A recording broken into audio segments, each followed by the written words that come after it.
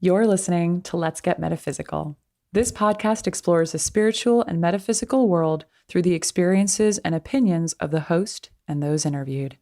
It should not necessarily be seen as direct endorsement or personal advice to our listeners. We encourage you to use your own discernment, judgment, and intuition regarding anything you learn of through this show. Let's get meta.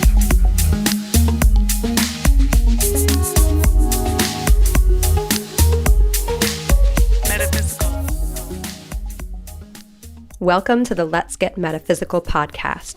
This is episode 36. I am your host, Renata Maniaci. Here to remind you that you are a big, big soul currently inhabiting a relatively small human body. And that can be very uncomfortable at times. So be sure to give yourself some love. This is our final episode of season 3. So I thought I would do a special how-to episode.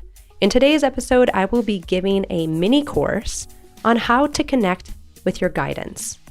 This is always a hot topic, and we get this question a lot from our listeners. And helping folks connect with their guidance has actually been a big part of my work as an awakening agent these past 6 years. So I thought, why not have an episode about it? But first, today's show is sponsored by moldavitejewelry.com, the #1 source for genuine moldavite, meteorite, and rare crystal jewelry. Moldavitejewelry.com offers the largest selection of artisan-made moldavite pendants, necklaces, earrings, and high-vibe energy jewelry on planet Earth. Spiritual seekers will find many unique pieces, moldavite tektites, and moldavite oil to aid on your path. Is the stone of transformation calling to you? As a special thank you, listeners of this podcast can use discount code LetsGetMeta25 at checkout and save 25% off your entire order at moldavitejewelry.com.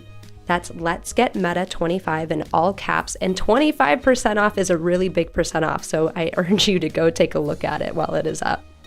And I want also to announce the winner of our final Moldavite oil giveaway, and that is our new Let's Get Meta patron, Aisha.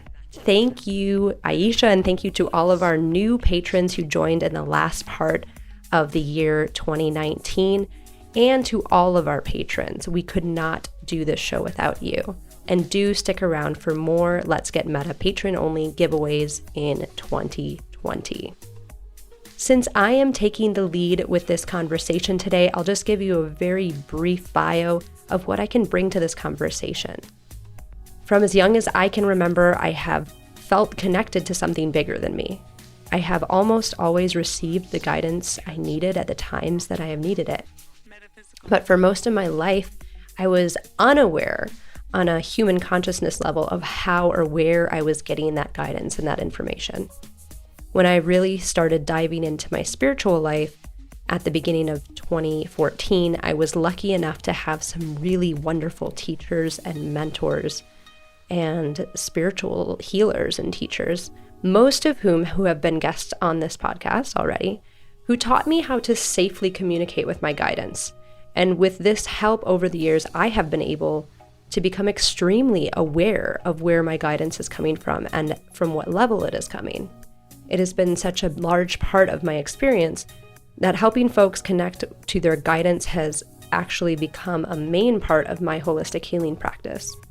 So while this is certainly not an exhaustive source on the topic, it will definitely be a good starting point for many folks desiring a deeper connection with their guidance. So with that, let's jump right into the mini course. Are you ready? Let's get meta.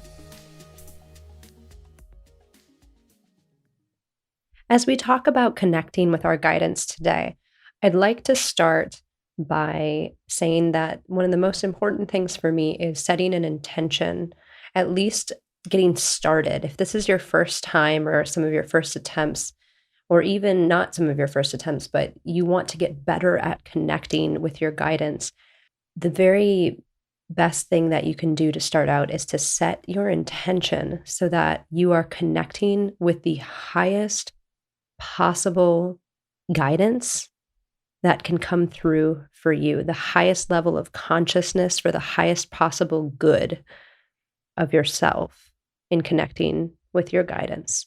Why is this? It's because there are beings of all frequencies, of all consciousness levels around us, and who have the ability to connect with us and give us insight. But you want to make sure that you are receiving your insight, your guidance from the very highest level of consciousness that you are able to.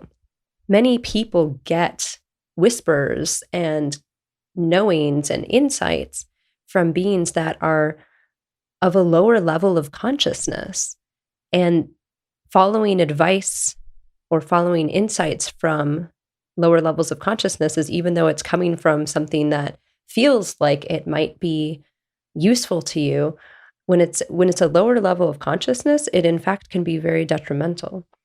And so I guess the lesson here is that not all insights come from the same place.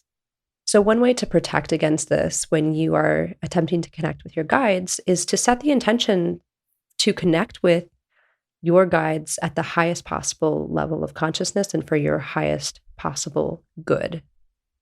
So I encourage you to do that now. If you are in a place where you want to connect with your guides now or after this episode, then please do.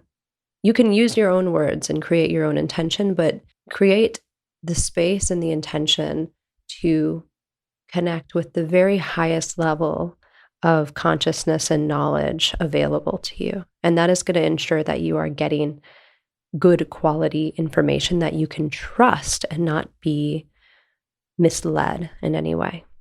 And the reason I bring this up right away is because it is possible, and I have met people and clients and friends in situations where they have been getting guidance for a long time, and it turns out that the guidance hasn't been coming from the highest possible source.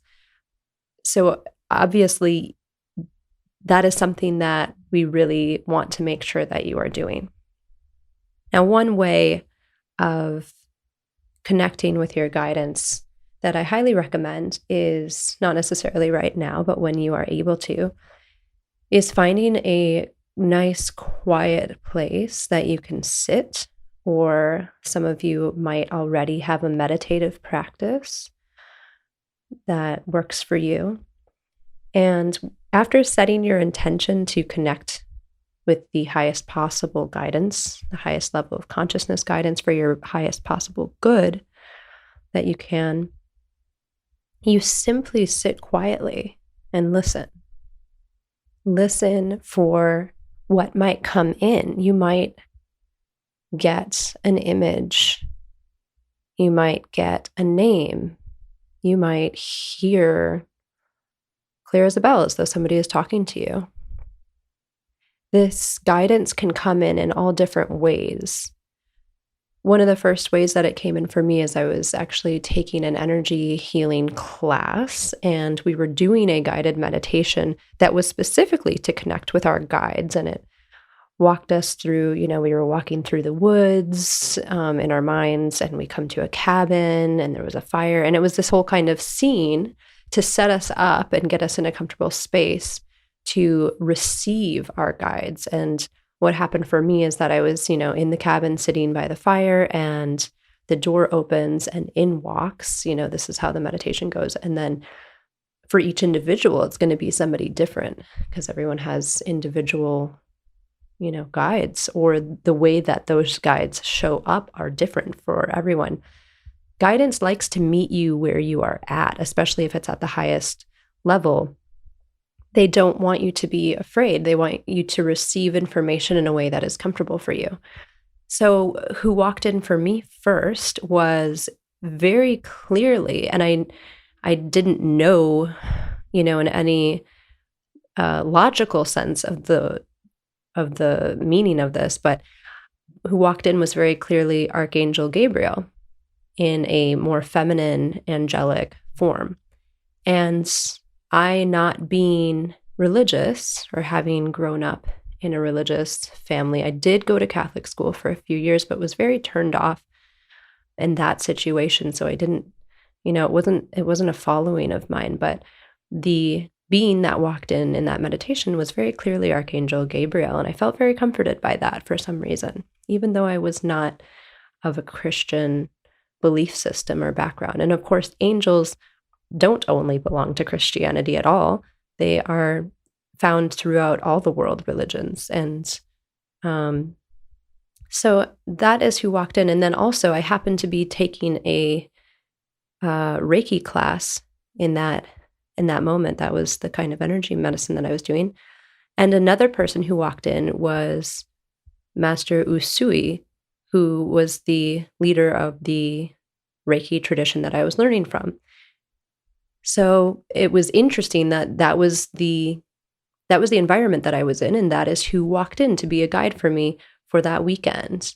And so this is what I mean when I say your guides can be situational depending on where you are in your life, where you are in that moment, what you need, and will appear to you or come to you most likely in ways that you can comprehend as the person and level of consciousness that you are in at that time.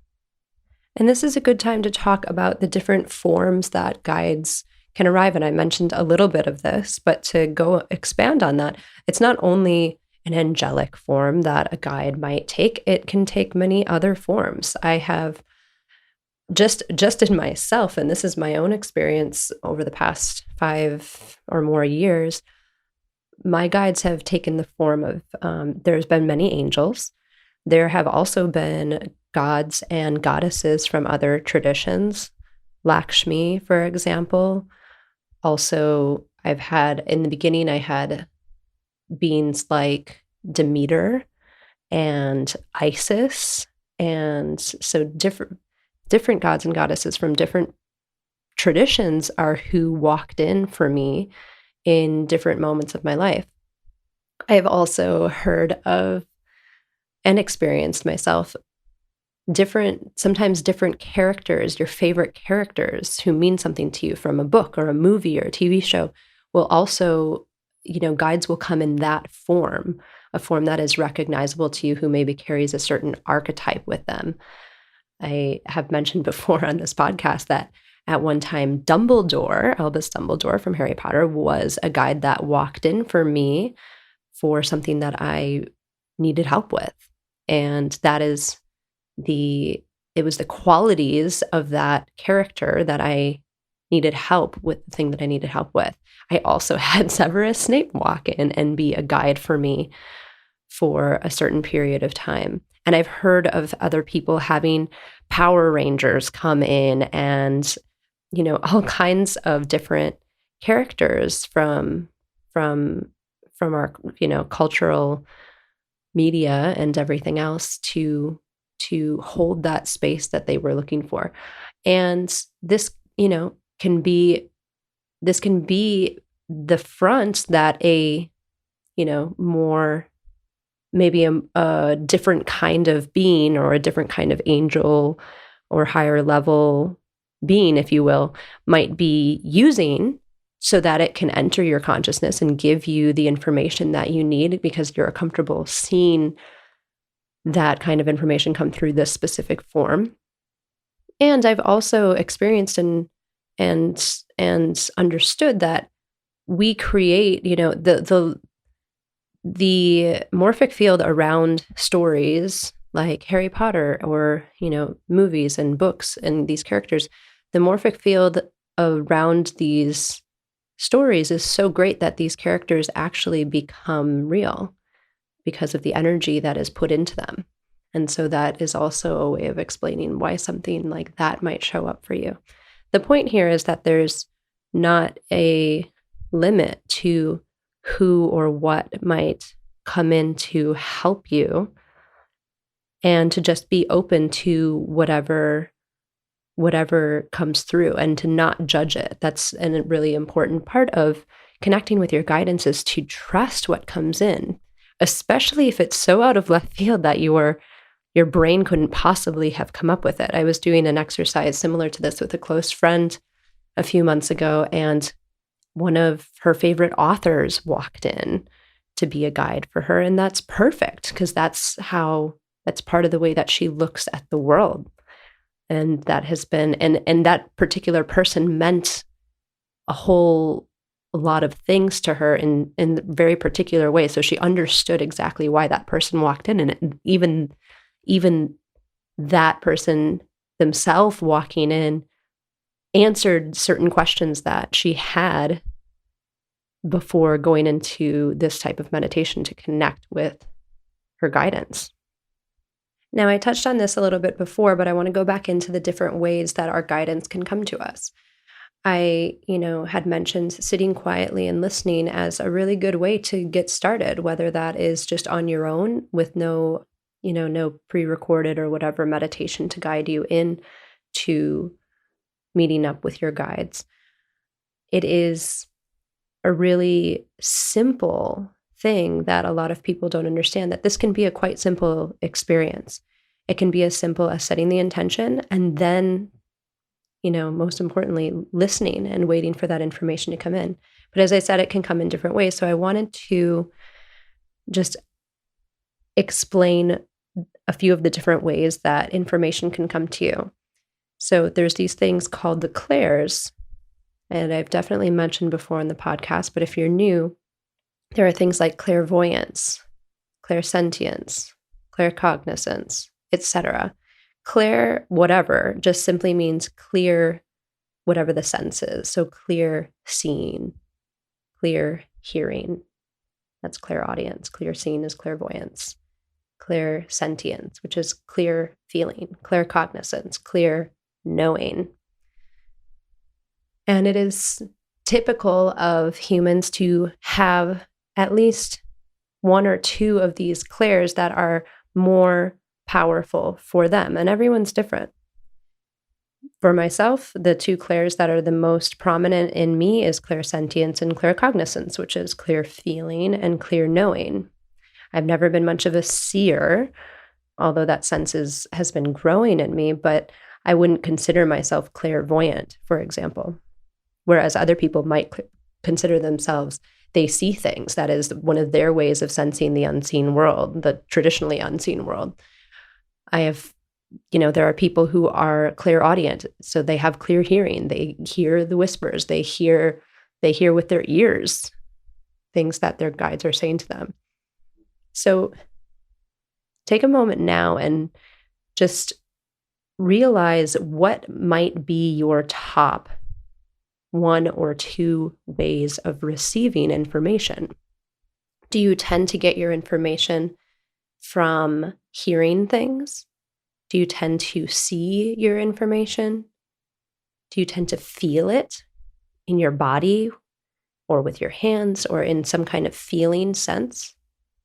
Do you tend to just know? You just know something. It appears and you just know it to be true on a deep level. Some people even smell or taste things. All of the senses are part of the clairs. And I do know folks who those are their primary senses. They can, smell cancer, for example. I cannot do that, but that is how some people experience the world. So figuring out which of these, and everyone has the capability to expand on all of these in themselves, but typically, there is one or two that is more strong in you. And it's just good to be aware of what those might be. And that way, we can move into you becoming more aware of what kinds of things might be giving you guidance. So as I said, sitting quietly and listening and, asking a question, setting the intention, asking a question, come forward and help me with, who can come help me with this issue in my life, and then just listening. That is one way that you may receive information, but there are very many other ways that I wanted to share as well. A lot of people receive information through songs or through listening to the radio or listening to Pandora or whatever kind of music, especially if it's a situation where you're thinking about something, you've asked for help, and that's very important, is actually asking for help. The way that the invisible world works is that this is a reality or existence which has non-interference. So we need to actually ask for help in order to receive help from the unseen world. That's just how it works. It's a universal law. So, a lot of people will get stuck in that I need help. I need help. Like I'm not getting what I need. I'm not getting answers. And some of the time it's that they haven't directly asked for help. And that is that's one of the things that you need to do to be able to receive help. And then the second thing, of course, is to be aware of it when it comes to you. So back to things like radios, some people might have asked for help, be pondering a question, something they need assistance with, and then turn on the radio and a song comes on that gives them the exact answer that they need, right? Or I've had it happen where you are, watching a TV show and they bring up the exact thing that you were needing help with, or a certain line in a certain TV show, or a certain line or a certain chorus in a song is all of a sudden the answer to your question. And it's very clear when that happens. You have a knowing when something outside the ordinary is happening, and when something is happening that is very specific to you and what you need to see and hear at that moment. This can also happen with signs, literally signs that have words on them. You might be driving and pass a billboard that says exactly the answer to your question. Or I've also encountered driving and having like a big truck, pass you that has the words on the side of the truck that are the exact answer to what you were looking for. So things like that are not coincidences. If you are asking for help and you are willing to look and be open and aware to however that answer, that message can come in, you will see it. And it will be clearer. It will, something will appear shiny. Sometimes words will jump out at you, whether they're on signs or on books or newspapers. And you will know on some level that, whoa, that's an answer to my question. And I think most of you listening, and especially if you've been listening to this podcast for a while, you understand that this stuff is all around us all the time. The spiritual world is there and interacting with us all the time. But do we have the awareness to notice when that's happening? So music, signs, words jumping out of pages, and whispers. I mean, this is not how I get my information, but it is how many people do. They'll just hear the answer. They'll hear it as though somebody was next to them and said it. Now, there might not be any physical being there, but they still hear the answer and know the answer, or know the answer. That is how I get my information sometimes, is I just know it. It comes in. I know it deeply. I can't tell you where it came from, but I know it. I know that it's true. Now, there's other ways that it can come in too. It can come in through other people. You could be talking to a friend, and sometimes you could be talking to a complete stranger, and they will basically unknowingly channel exactly what you needed to hear. And they don't know what they're doing necessarily. Most people, they're talking to you, right? But they say the exact thing that you were looking for, that you needed to hear at that time. And most likely they're unaware that they did that because they were just open enough to allow themselves to be a conduit for that message. And that did come from your guidance. It did come from your higher guidance teams. It just happened to come through an open channel, we would call a person who was able to speak that message to you. And that's no less spiritual. That's no less metaphysical. These are real ways of how we receive information in this world. So there's just a few other things I wanted to touch on. I wanted to go back to, setting that intention for the highest possible good and the highest level of information to come in. If you're doubting what information you are receiving, maybe you're receiving some very clear guidance, but you're not sure where it's coming from. Is it coming from a high consciousness level, or if it's coming from a low consciousness level? You can ask. And then listen for the answer, because another universal law is they cannot lie to you. If you ask, are you of the highest possible level, or what level of consciousness are you at? You will get a feeling or a knowing, there cannot be a lower level of consciousness who is feeding information to you that when you ask directly what level they are at, they cannot lie to you and say that they are angels, or lie to you and say that they are something higher than they are. It's not allowed. If you receive silence and you don't hear an answer from that, maybe set your intention and strengthen your intention to receive guidance from the highest level possible for you. Because if you're not feeling quite right or good about the information that you're receiving, you need to be. So definitely strengthen your intention and ask again, and make sure that the level of information that you are getting is from a source that cares about you and cares about your well-being and wants the highest possible good for you. I also wanted to mention, I mentioned several different forms that guides can come in, angels, gods, goddesses of any tradition, Power Rangers, favorite book characters. I mean, you name it. There's really no limit. It could come in as a lot of people's guides are family members who have passed.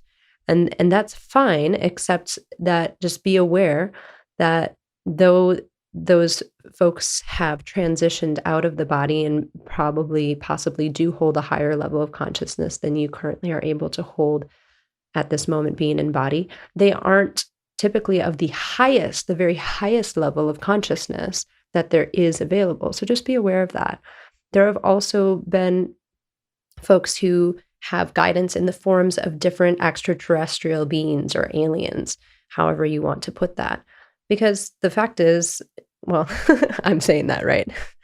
You all get to decide what you believe for yourself. But my truth is that we have all spent many, many, many, many lifetimes, and not necessarily on this planet.